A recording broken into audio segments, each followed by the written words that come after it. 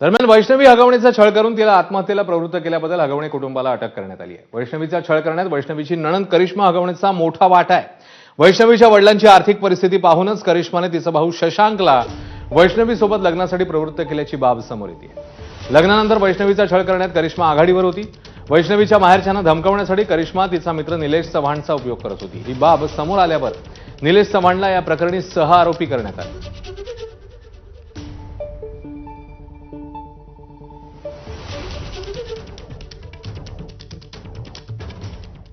तर वैष्णवी हगवणे प्रकरणातील आरोपी निलेश चव्हाण आठवड्याभरापासून फरार आहे। पिंपरी चिंचवड पोलिसांची 4 पथकं, पुणे पोलिसांची 3 पथकं राज्यात आणि देशात तसंच इतर राज्यांमध्ये निलेशचा शोध घेत आहेत।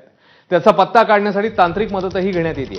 निलेश चव्हाणवर वैष्णवीला आत्महत्येस प्रवृत्त केल्याचा आणि बंदुकीचा धाक दाखवत वैष्णवीच्या बाळाची हेळसांड केल्याचा आरोप आहे। निलेश हा वैष्णवीची नणंद करिश्माचा मित्र आहे। केवळ एवढंच नव्हे तर स्वतःच्या पत्नीचा छळ केल्याप्रकरणी 2022 मध्ये त्याच्या विरोधात एक गुन्हाही दाखल आहे।